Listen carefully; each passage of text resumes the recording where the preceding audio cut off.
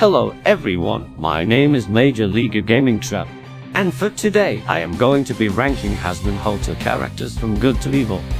The rules are simple. 1. This includes the comics, pilot, and the 2 seasons of the series. 2. Nothing from Hello the Boss. And 3. This is all opinion based. With all of that out of the way, let us begin. Let's start off with the good tier. This tier is for the characters that are the hero of their story, have done acts of kindness, or are innocent in nature. The gold medal for the most good character goes to Emily is the Seraphim angel. She is the one individual in heaven who believes in Charlie's plan to rehabilitate sinners. She, alongside Charlie, is indirectly responsible for exposing the extermination to heaven in the first place.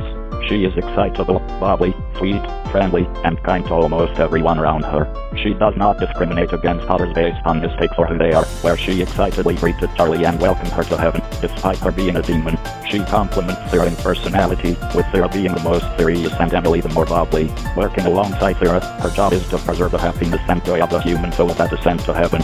Despite her positivity, Emily can be a little slow and awkward. This is shown when she initially forgets to tell to Serpentius that he can't leave heaven, and forgets to tell Charlie that he is alive and living as a redeemed soul, until just as Sarah is isolating heaven from other realms. She unintentionally makes Serpentius feel depressed with her comment on how unique and special he is, so she tries her best effort to make him feel comfortable and enjoy heaven. Her enthusiasm also makes her impulsive, like when she, in a hyperventilated way, shows Serpentius numerous places around heaven for him to enjoy at once rather than show him around gradually to assimilate to his new reality.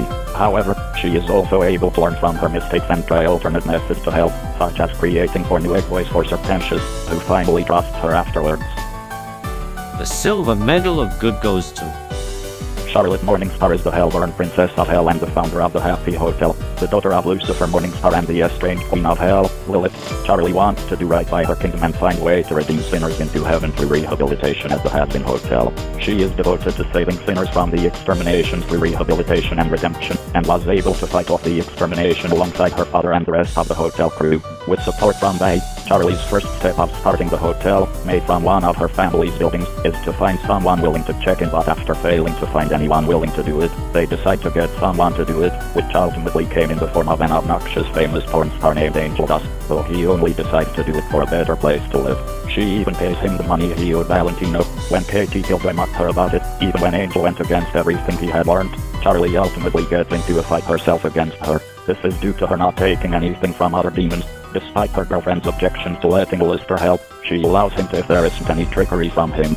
She also managed to prove everyone wrong thanks to Serpentius ascending to heaven. Despite what most of Hell thinks, she believes the expectation of redemption is possible for any and all demons alike and hopes that it will help with the betterment of the kingdom's overpopulation and for better peace between heaven and hell. Charlie is compassionate and empathetic to fault, feeling genuinely upset at the idea of harm coming to others.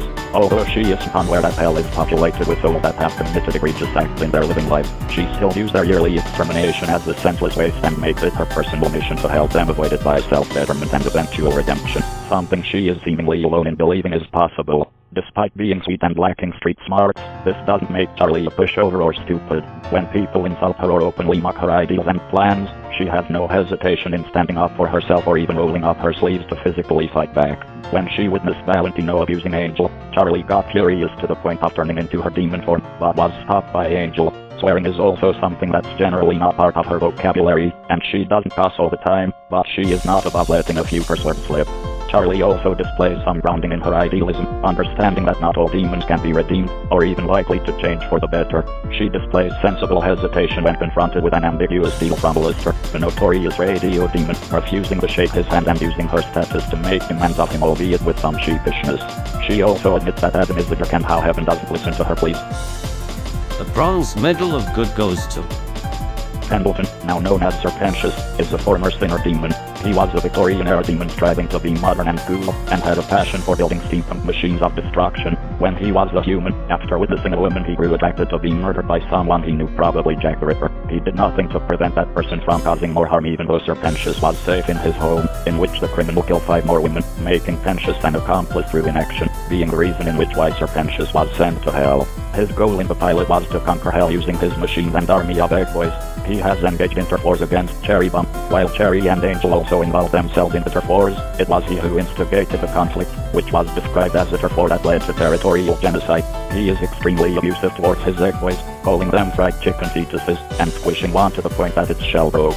He tried to kill Angel Dust, Cherry Bomb, and Lister on several occasions and nearly blew up the Hazbin hotel and everyone in it on his search for Lister using a death ray.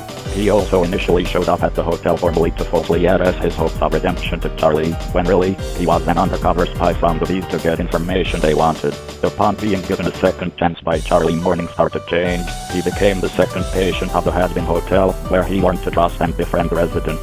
He ultimately sacrifices his life in the season finale to slow down Adam, which lets him resurrect in heaven as the first ever example of a human soul ascending from hell. Even when he is in heaven, he only wants to go and see his friends, going as far as to even try to kill himself because he can't be with them. He also genuinely loves and cares about Cherry Bomb, wanting to ask her out but failing at every turn. In the season 1 finale, he finally confessed his love for her, and the two kissed each other. The Speaker of God is wise, benevolent angel that serves as the voice of God, acting on his behalf. She is a benevolent, kind, wise, and empathetic being, allowing Serpentius to explain himself about how he got sent to heaven, and politely welcomed him to their realm. The Speaker is also patient, withstanding Luke's erratic and impulsive behavior and her demands about not letting Serpentius stay there. She acts as the confessor of sorts that angels beneath her in heaven can confess their sins to, whether in official public settings or in private, so that she may ease their emotional burdens and provide comfort and divine wisdom unto them. In the same way God often did in the Bible, she seems to question people, not because they don't know the answer, but to test or reveal something about the respondent. Unlike most of the angels, the Speaker is quite tolerant and open-minded, as she not only believes Serpentius' story but accepted redemption of sinners in hell is possible, and they could go to heaven if they atone. She also offered to High Seraphim Zero the space to be vulnerable in private and say what is tormenting her after seeing her feelings of concern. The Speaker can also emotionally react, changing her demure attitude if anyone makes an untrue statement, at least while her being present. One example is when Luke called herself the new commander of the army of the Exorcists when it was actually Abel who received the position. Vaggie, originally spelled Bay, serves as the manager of the Hazbin Hotel. Before Nifty and Husk were recruited, she was the only employee of the hotel. She is also Charlie Morningstar's best friend and girlfriend. Vaggie has an aggressive temper and controlling tendencies. She is also the most sensible and more level-headed of the group.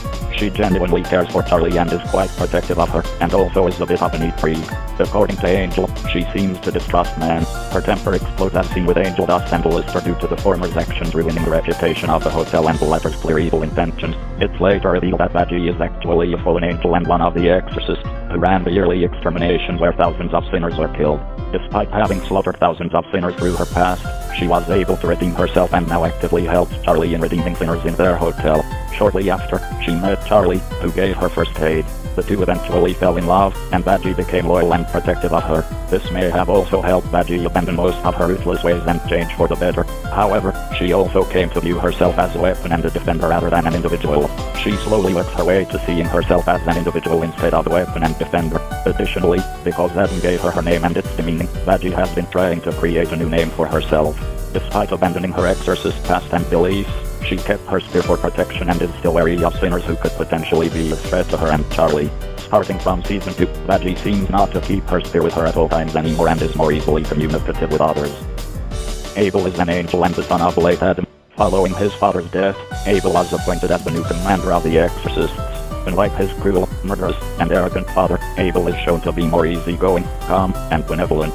He also isn't afraid to speak his mind, as he shoots down Luke during the hearing regarding Serpentius' ascension to heaven when she relentlessly cries foul on the matter at hand, and also mildly gloats about being the new head of the Exorcist army following his dad's demise instead of her. Abel is also willing to make new friends, as seen when he, along with Emily and St. Peter, sings to Serpentius about heaven's goodness in the song Like You during Storyteller. However, the same episode also shows he's not very tactful and rather oblivious, such as when he unintentionally ridiculed Serpentius' name, and later tried to take one of Adam's guitars when Luke was already in a bad mental state. It's implied that Abel never really received good comments or treatment from others, especially from his own father. For this reason, when Emily mentions that Abel would handle things more fairly, Abel is seen blushing because of the compliment. Lucifer Morningstar is the fallen angel, the father of Charlie Morningstar, and the estranged husband of Lilith. He is the ruler of all of hell and the leader of the 7 deadly sins, embodying the sin of pride, saving everyone from Adam, preventing exorcists from killing hellborn demons, and later rebuilding the Hazbin Hotel, thus letting his daughter continue her plans of redeeming sinners. While he's not as hands-on as the other heroes, such as Charlie, he still has some of the series' most heroic acts. Additionally, it's been stated he's been trying to redeem humanity a long time before Charlie, though he ultimately gave up before the events, saving everyone from Adam, preventing exorcists from killing hellborn demons, and later rebuilding the Hazbin Hotel, thus letting his daughter continue her plans of redeeming sinners. While he's not as hands-on as the other heroes, such as Charlie, he still has some of the series' most heroic acts. Additionally, it's been stated he's been trying to redeem humanity a long time before Charlie, though he ultimately gave up before the events. Despite his status as the ruler of all of hell, Lucifer possesses an eccentric, glorious, and dramatic nature, acting very over the top in most situations. He switches between being silly and theatrical, to awkward and sad.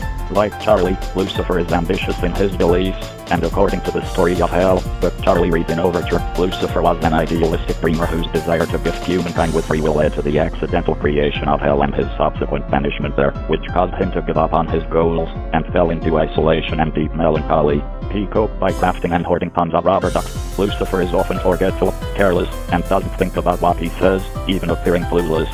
For example, when confronting Adam, Lucifer misread a verbal threat as a sexual innuendo and smiled proudly, and when Charlie corrects him, he forgets what he said. When Charlie reached out to him for help in setting up a meeting with Heaven, he was thrilled to hear from her. However, he couldn't recall where she was or what she was doing, even though she had told him about the Hazbin Hotel months prior. In his first meeting with A, he called her Maggie, right after being told her name, and multiple times in Season 2, he refers to her as Charlie's girlfriend. He also has no clue about Angel Dust's name in It's a Deal, either. Additionally, even with his monumental position, he is rather socially awkward. For example, trying to connect with Charlie by excitedly bringing up that they both like girls. While he does have a few bad actions at his resume, such as letting evil enter the world or allowing exterminations to happen, neither of those are corrupting. He didn't intend to create evil, simply being a free spirit that wanted humanity to have free will, and he's clearly not happy with exterminations while implying he didn't want them, but Heaven refused to listen and he was forced to go for the lesser evil, only sinners being targeted. Saint Peter is the gatekeeper of heaven. Saint Peter appears to be a friendly person overall. He is welcoming to newcomers and visitors, even if they're demons. He is somewhat flirty, enjoying the company of attractive people. However, he is somewhat prone to being startled, freaking out when Charlie reveals herself to be Lucifer's daughter, wherein he lets a first word slip in surprise. He may be a little absent-minded, or he just doesn't pay much close attention to some things, as he doesn't seem to notice that Charlie's last name, Morningstar, is the same Morningstar in Lucifer's name, making him unable to make a conclusion that she is Lucifer's daughter until Charlie told him. He also seems to take great pride in watching Heaven's gates, bragging about how he watches the door very well, much to other angels' annoyance. The Egg Boys are Serpentious minions. They were created by Serpentious and Baxter. They all share a goofy, carefree personality, but are also extremely loyal to Serpentious despite the latter mistreating them every chance he gets. Unlike the others, Eggboy-23 seems to have some sort of masochistic tendencies, desiring to be shot by Serpentious, and talking about this to an uncomfortable degree. But some of them would agree with Serpentious' enemies, such as when Angel Dust insulted him and his hat, and one of them acknowledged the roast Angel made. They aren't the brightest, but are very obedient and loyal to their allies that they follow suit without much hesitation or question. Because of this, they aren't too keen on having any sort of emotional attachment to their bosses, as they didn't show any sadness or resistance when Serpentious chose to bid a heartbreaking farewell and let them go. The Egg Boys are also bad at keeping secrets, such as when Frank, one of the eggs, obliviously told Serpentious about the Angel Carmilla kill, despite promising Lister he'd keep it between them. However, Serpentious didn't believe Frank since he and the Egg Boys are known to say random things, causing a problem for Serpentious and his friends since what Frank said was actually true and useful information. They aren't scared to fight even an overlord if they seem like a threat to them and their boss. Anthony, now known as Angel Dust, is an adult film star in hell. The famous porn star and the first sinner the hotel is attempting to redeem, but his selfish actions of using the hotel as a rent-free living space threaten to jeopardize Charlie Morningstar's dream. Angel is rash and sarcastic, with a quick, sharp wit. He will often use these traits to deflect criticism or insults and sidestep responsibility. He will switch between playful and destructive as he pleases, and his humor tends to be crude and crass, with an emphasis on dirty jokes and innuendos, which he feels is expected of him and actively plays into. He also makes a show of looking down on others, declaring the other denizens of hell to be mostly ugly freaks. As a result, Angel can often appear flippant and callous. When Charlie appears on Katie Killjoy's show to promote the project, she uses angel dust as evidence that her idea at least shows promise, stating he has been clean and sober for 2 weeks. Unfortunately, this is when Katie gets breaking news that angel dust is at that moment involved in the latest rapport against Serpentius, showing he has relapsed, not only seeming to debunk Charlie's claim but humiliating her in public. Later in the episode, Faye scolds him for potentially ruining the whole project, angel dust at first seeming apathetic and having second thoughts. Later, he and the rest of the staff fight and defeat Serpentius, who attacks the hotel seeking revenge. Over time, Angel, little by little, breaks down the walls that surround his heart and has already allowed another person to see him as he is. Husk. Thanks to his duet and new friendship with Husk, Angel learned to open up to others, thanking Charlie for taking care of him, gaining the courage to confront Valentino about his abuse, and worrying about his new friends, as well as quitting his drug and sex habits to be the true version of himself. By the end of the first season, Angel appears to have had a positive change in his actions through his friendship and being his real self with Husk, evidenced by how he no longer sexually flirts towards his friends or is seeking to ruin himself with drugs. On the last day before war against the Exorcist in The Show Must Go On, Husk mentions his surprise that Angel was off doing drugs with hot guys, then comments that you have changed, recognizing his positive growth. At the end of season 2, Angel, feeling so guilty about having been a spy for Lux and nearly ruining Charlie, refuses to return to the hotel so he can protect his friends. Next up is the neutral tier. This tier is for the characters that have their good and their bad moments, don't do anything, but don't take sides. Husk is a sinner demon, a grumpy gambler, and magician. He was the former overlord of Hell who, after losing his soul and status to Lister in a gamble, has been summoned alongside Nifty to work for the Hazbin Hotel. He operates at the hotel's front desk clerk and bartender. Husk is a grumpy, lazy, and somewhat apathetic old sinner whose interests in Hell now lie mostly in gambling, parlor tricks, and prolific drinking. Lister bribes Husk into the roles of front desk clerk and bartender with a supply of cheap booze, which he agrees to. Husk is then pestered by the sexual advances of porn star Angel Dust, and is greeted cordially by Charlie Morningstar, although he is skeptical of Charlie's friendly affections.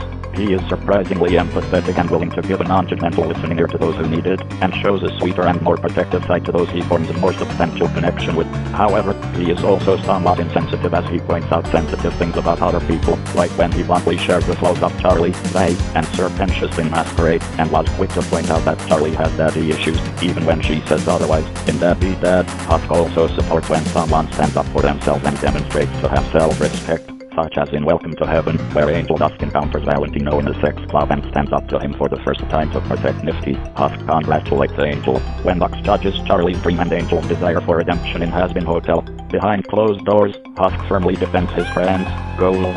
Thanks to his growing bond with Angel, Husk began to appreciate the hotel's residents and felt compelled to mentor Angel to become a better version of himself. Still a husk of his former self, he claims to have lost the ability to love long ago, though whether literally or metaphorically is yet unclear. What is clear was the fact that he lost his status as an overlord after making a deal with Lister, in an attempt to save his power after gambling all the souls he had. Cherry Bomb is Angel Dust's best friend and partner in crime. She is also Serpentius' archenemy. She entered the rapport with Serpentius and killed many ex-boys in the process, and didn't care when Serpentius, who was drunk, was going to be assaulted by some sinners, even though her best friend Angel Dust was the victim of sexual abuse because of Valentino. Cherry is shown to be a daring, bold, rebellious, and willing girl who is willing to commit crimes of anarchism with a wide smile on her face. Her current motives for committing her deeds are unknown outside of what seems to be just sheer thrill and joy. Despite this wild and carefree persona, Cherry is shown to have a more sensitive side as well. In the Addict music video, it is shown that she often stays with Angel Dust and comforts him after he gets rebellious or sexually abused by Valentino. She is also shown to be a supportive friend to Angel Dust. She can be easily right into doing something, as shown in Welcome to Heaven, when Charlie gave her money to take Angel Dust and her the other hotel members out for a fun night. In The Show Must Go On, she was happy to show up and fight the Exorcist, saying that she loves fighting, especially if she can team up with Angel Dust. She soon falls in love with Serpentius, as despite being rude to him at first, she grew to have feelings for him as she blushed after they had their first kiss prior to Serpentius sacrificing himself to fight Adam's genocide, and she was clearly saddened at his death, which made her help the staff and residents of the hotel build a memorial for him to honor him. Nifty is a sinner demon who works as both maid and cook for the Hazbin Hotel. She and Husk were scouted by a mutual associate to work for the hotel. Nifty is hyper, spontaneous, partly sadistic, and agile, being very quick on her feet. She is easily entertained, easily distracted, and easily excitable. She dislikes it when there is a mess in any room, and has a fixation on men in general. However, she appears to only like bad boys, including a brief obsession with Serpentius.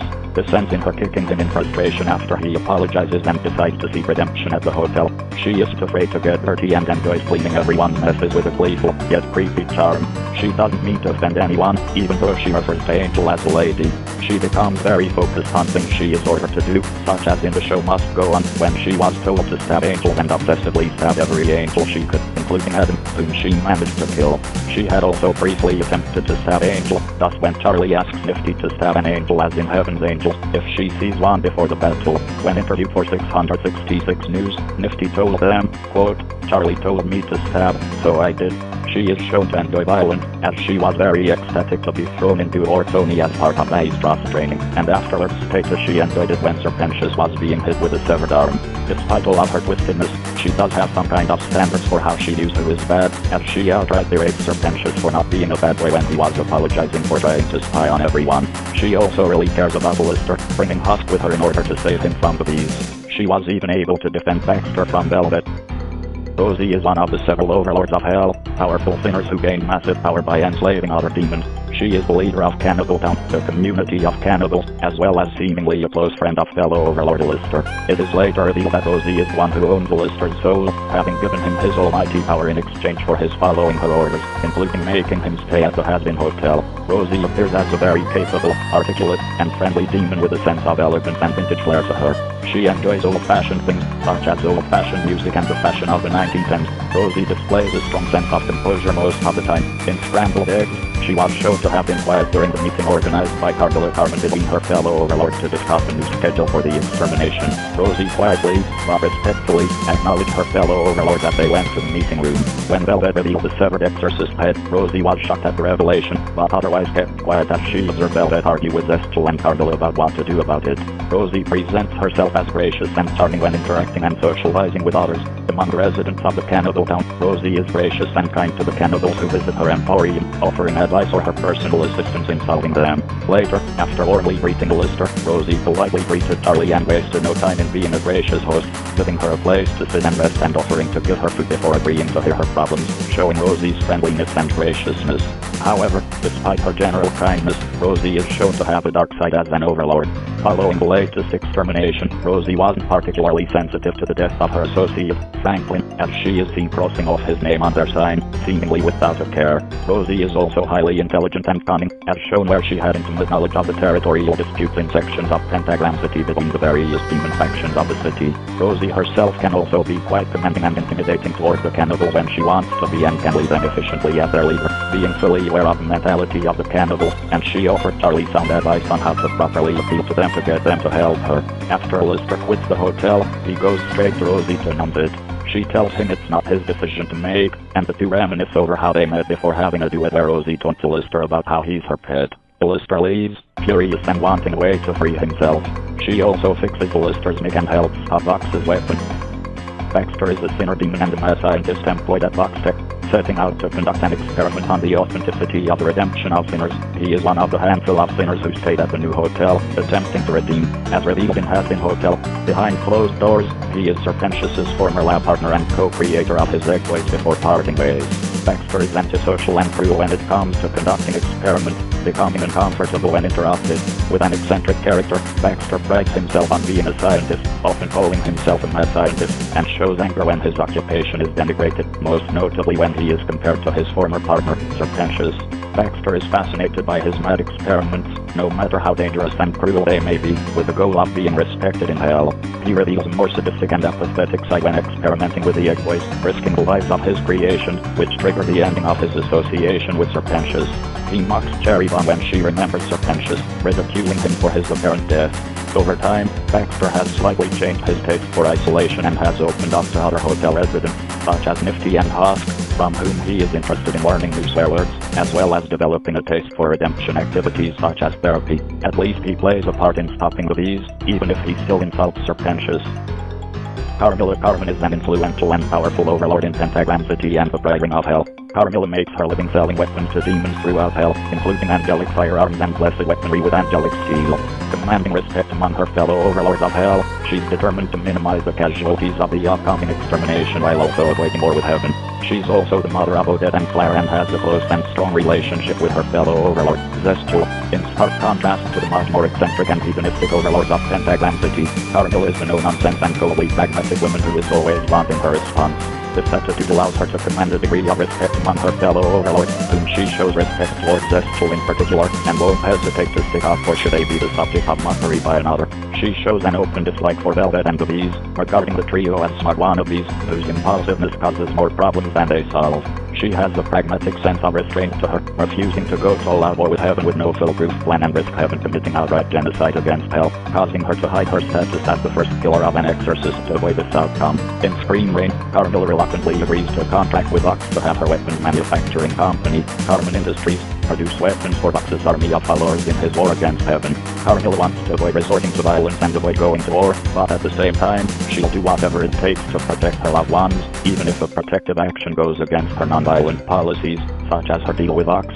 She refuses to help May join Charlie's war against the Exorcist Angel due to the fallout threatening her daughter's safety, but she does have a sense of pride when she demonstrates to May's weakness in the Exorcist Angel's fighting style, as well as motivates May to fight for love. Even though her motives are understandable as she wants to protect her daughters, she still agreed to create Vox's weapon so he can attack Heaven and start an uprising against it, and refuses to back down after being confronted by Charlie and May, but in the end, she helps out with stopping Vox and helping the hotel crew. Zestful is a demon and one of many powerful overlords of Hell, as well as the oldest living overlord in power. Zestful speaks in an archaic dialect redolent of early modern English. He has a very sophisticated way of speaking and often keeps his temper rather than getting easily frustrated, as was the case when Velvet mocked him. However, despite his overall demeanor, he can be slightly petty, loudly sipping his tea to cut Velvet off mid-sentence before opposing her proposal to fight back against the Exorcists. His reputation is such that demons other than his fellow overlords are terrified of him, hiding or cowering whenever he passes by. The sight of him causes one civilian to set himself on fire out of fear. Befitting his advantage, Zestful is extremely patient and cautious, telling Velvet that they shouldn't take immediate action in spite of being given proof that exorcists can be killed out of fear of the potential repercussions. As shown in Silent, due to his advantage as Hell's oldest living overlord, unlike the vast majority of the other overlords, Zestful was not easily taken in by Vox's offer to war with Heaven after defeating Lister, knowing full well that while Vox doubted that he was all for Hell and its betterment, he was only loyal to himself. As shown in Scream Reign, Zestful predicts that Vox's actions will only bring ruin to Hell and everyone aligned with him, strongly advising Cargill not to work with him, not wanting her to be dragged down with him. He is also shown to be compassionate to those with whom he is close, sensing Cargill's tension after an overlord meeting and offering her an ear upon which to vent her concerns. Later, when Vox corners Cargill and convinces her to align with him, Zestful again demonstrated his care for her and strongly advised that she back away from siding with Vox, lest she go down with him. As shown, despite his strong friendship with Cargill, Zestful's own sense of self-preservation and wisdom prevents him from supporting or helping her with her current endeavor to work with Vox, citing that he will only come to her aid when she comes to her senses about her alliance with him, and even then, he prayed that it wasn't too late. However, he has also demonstrated a more sadistic side to himself, stating that he reveled in the screams while talking with Lister about the potential for acid rain in the afternoon. In Hazbin Hotel, behind closed doors, it's shown that Zestful once attacked Serpentius and Baxter while they were sharing their creations during a Hell's Fair, to test the quality of those inventions and to see who was more talented among them. After the weapon is destroyed, Zestful and Cargill smile at each other as Zestful tells her he knew she would come to her senses.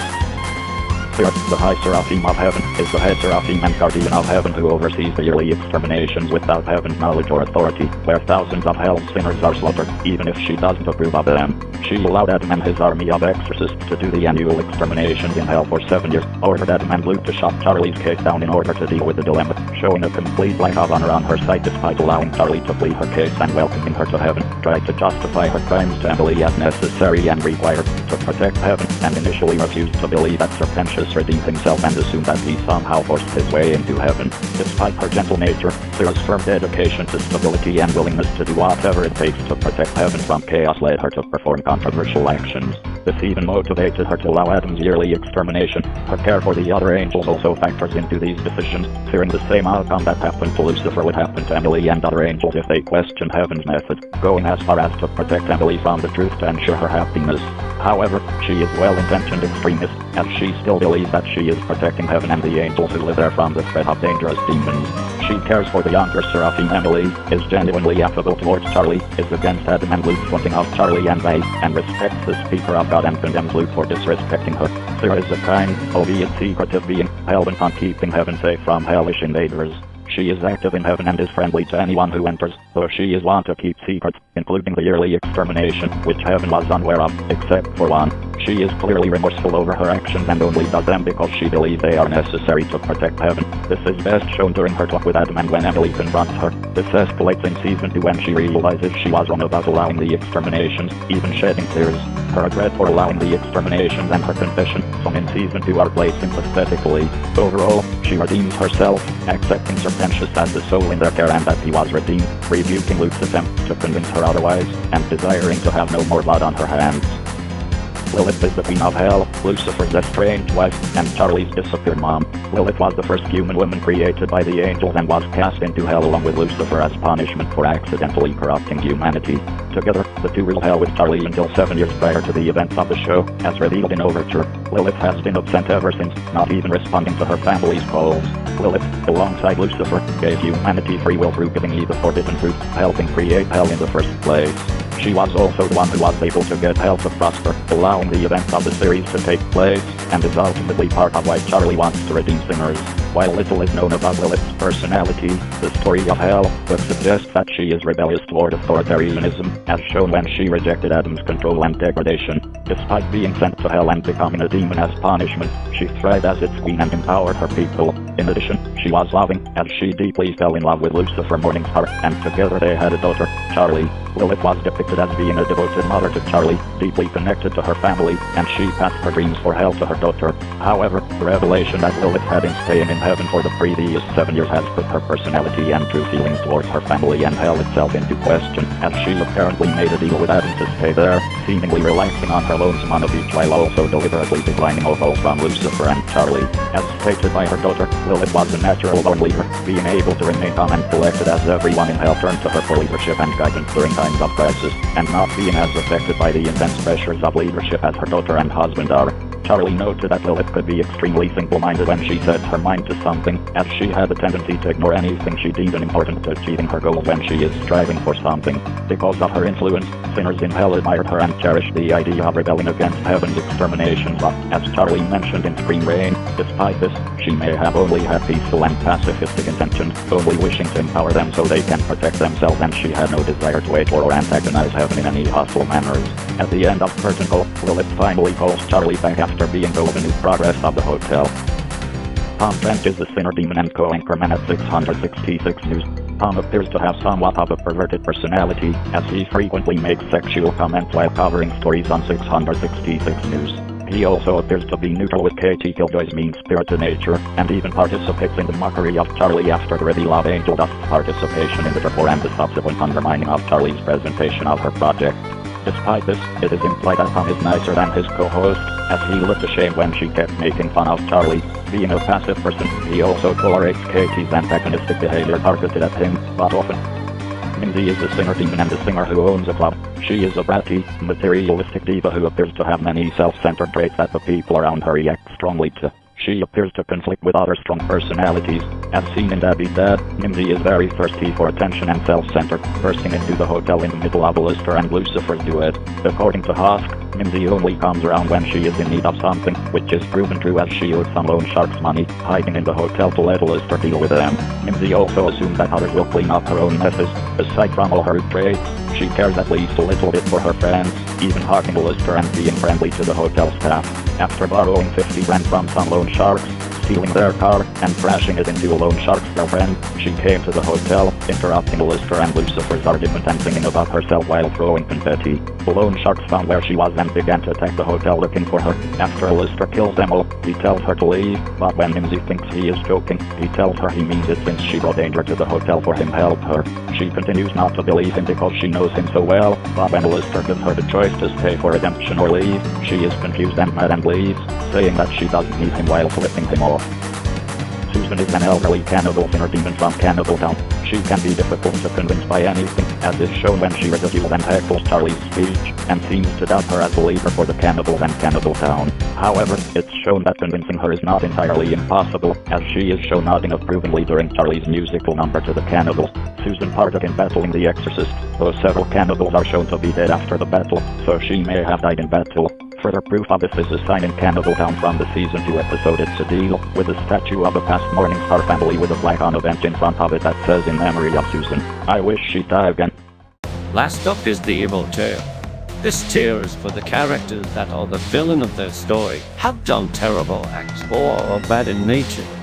Katie Killjoy is the sinner demon and the head anchor of 666 News, Hell's premier news station. She is shown to be extremely abusive towards her co-worker, Tom Trench, spilling her coffee on his crotch, or so much yelling at him just when he annoys her. When Tom tries to talk in the season 1 finale, Katie just smacks him off his desk and says nobody gives a shit who you are, Tom. In the season 2 premiere, when Tom briefly compliments Charlie and the hotel for defeating Adam and the Exorcist, Katie smacks and derides him for supposedly kissing Charlie and hotel toes.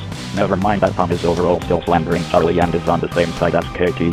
She also has no problem insulting Charlie, despite her being the princess of hell. She states that she's too rich to care about her cause. Katie is the ruthless and cold-hearted head anchor of 666 News. She is very cocky, as she believes that she can talk down to the princess of hell because of how rich she is.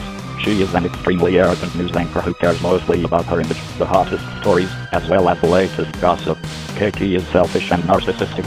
She openly derides Charlie's plan to rehabilitate demons. She cares mostly about her own image, the hottest stories, and the latest gossip. Katie is aggressive and seems to always be on edge. Season 2 shows her willing to slander Charlie and the hotel even more than she already had on Vox orders, showing that she has zero regards for the truth and is perfectly okay with promoting Vox's propaganda. Blister, also known as the Radio Demon, is a sinner demon and one of the many powerful overlords of hell. He is the wickedly charismatic demon who has offered to assist Charlie Morningstar in her endeavors, albeit for his own amusement. When he was alive, he murdered enough people to fill his entire shack with corpses and made a deal with Rosie specifically so he can keep on eating, torturing, and killing people in hell. Upon arriving in hell, he tortured, killed, and devoured numerous overlords and sinners and broadcasted their screams across hell on his radio show to remind everyone not to mess with him, and cruelly rejected Vox's offer of being business partners and being the reason the latter became fully ruthless. When Sir Pentious attempts to blow up the hotel in an attempt to challenge him, Blister conjures up Tentacle from the void realm to sadistically defeat Pentious, despite Pentious arguably deserving it for attempting to mass murder the entire hotel using a highly dangerous laser gun on his blimp. It's still too brutal to be excused.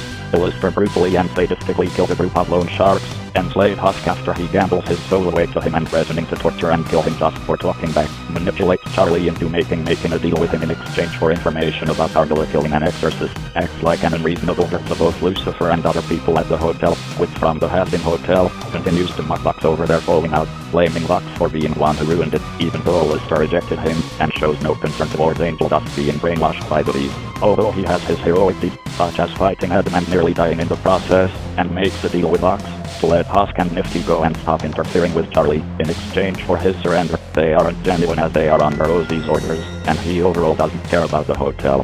He openly expressed a desire to be the one pulling all the strings. It's also implied that he has arterial motives. Blister stands out from many of the more chaotic residents of hell for his well-maintained amiable persona. He gives a first impression of a good-natured and charming man, wearing a permanently wide grin on his face at all times.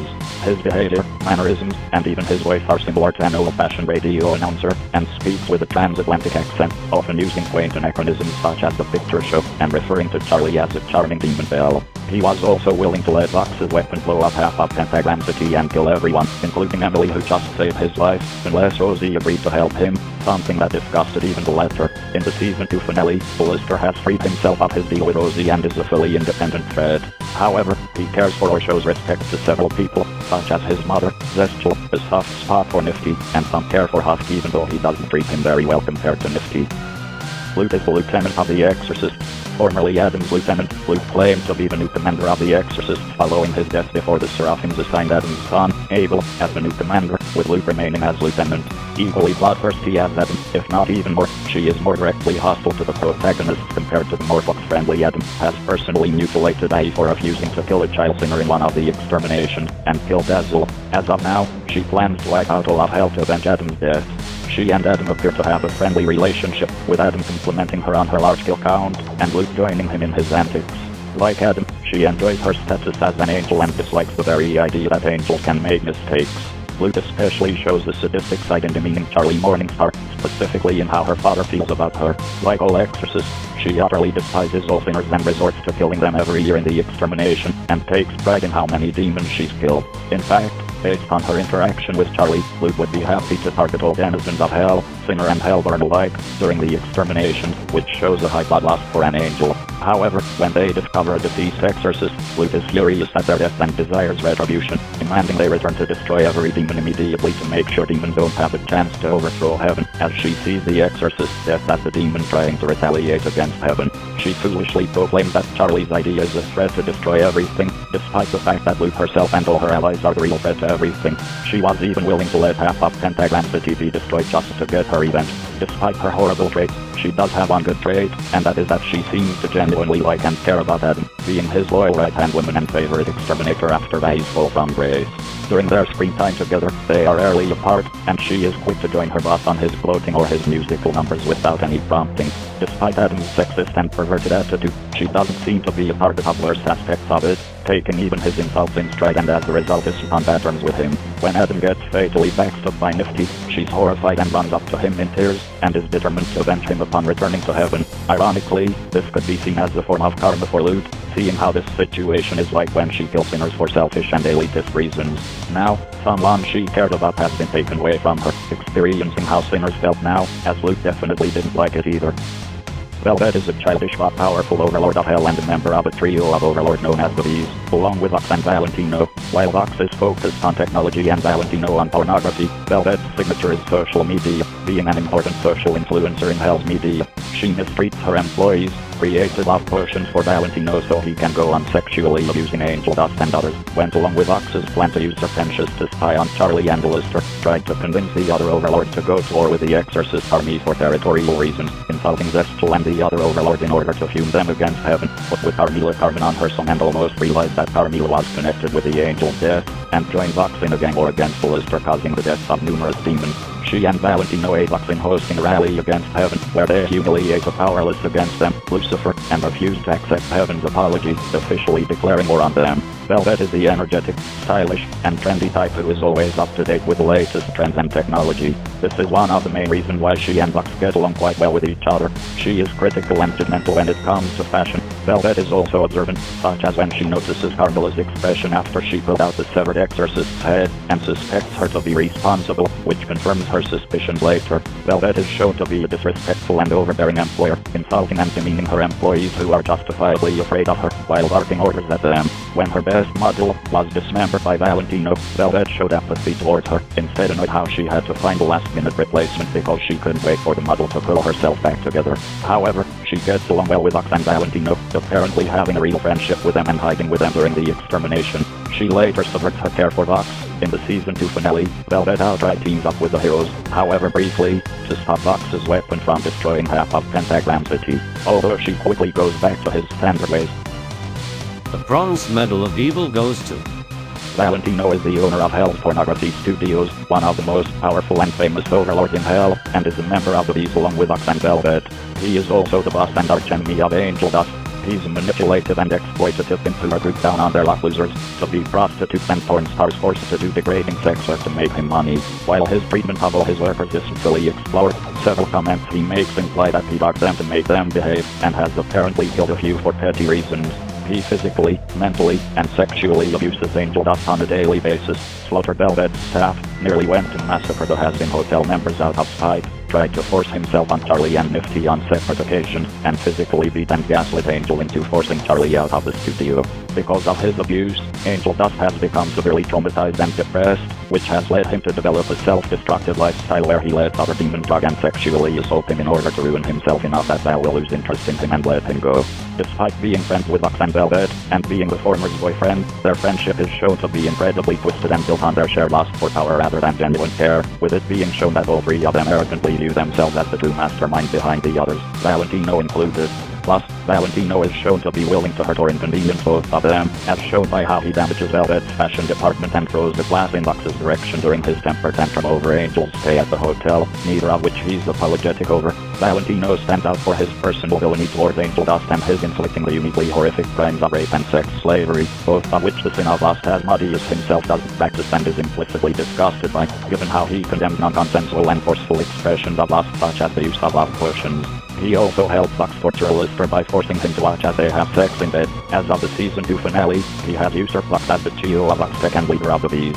As vile as he is, he clearly seems to genuinely care about Velvet, as he emphasizes that the Bees' takeover of Heaven is their plan when talking to Vox. In the season 2 finale, Valentino outright teams up with the heroes, however briefly, to stop Vox's weapon from destroying half of Pentagram City, although he quickly goes back to his standard ways, and even selfishly takes credit for saving everyone. The silver medal of evil goes to Adam was an angel and the first human man created, and the first human soul to enter heaven. After becoming an angel, he became the commander of the angelic military force known as Exorcists and served heaven as forerunner of the extermination movement. He created and led the annual exterminations in hell out of sadism, resulting in the deaths of countless sinners, all of whom are his descendants. Spitefully revealed by his past as the former exorcist just to break Charlie's spirit, tried to wipe out all life in hell and every sinner in the Hazbin hotel during the final extermination, destroying the hotel and killing Serpentius in the process, before ascending to heaven, and when Serpentius tried to attack him with his airship, he casually incinerated the ship with a holy blast in front of everyone, killing Pentius and all the egg boys in it while sarcastically joking that things could have been ugly if Pentius managed to hit him. Unlike the Abrahamic religion counterpart, Adam is an extremely rude, egotistical, narcissistic, condescending, sadistic, and immature psychopath. Despite his blatantly unholy behavior, he considers himself infallible and righteous in his slaughter of demons, claiming that the sinners themselves are entirely to blame for their own plight. During his meeting with Charlie, he seems to do his best to act as obnoxiously entitled and macho as possible on purpose, often to the point of misogyny, which, in fact, leads credence to the creation myth at the beginning of the episode, and even admits to being sexually promiscuous. He also goes so far as to admit that the exterminations are done for his own entertainment. Ironically, Adam's behavior is not very different than the typical demons that appear in the franchise.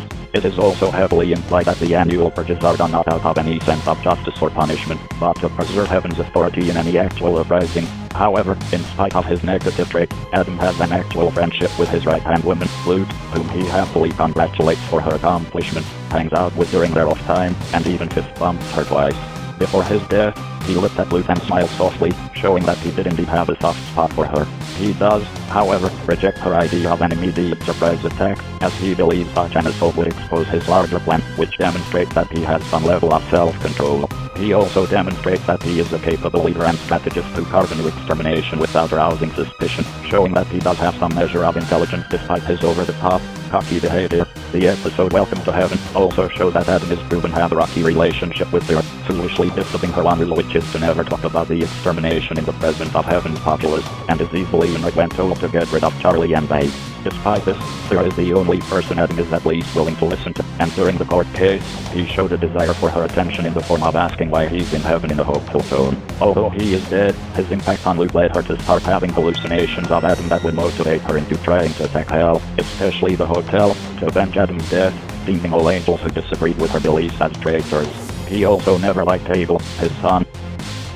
the gold medal for the most evil character goes to Vincent Whitman, now known as Vox, is a sinner demon and one of the many powerful overlords of hell. Vox is the founder, owner, and CEO of Vox Tech Enterprises, along with being the de facto leader and public face of the overlord trio known as the Bees, alongside Valentino and Velvet.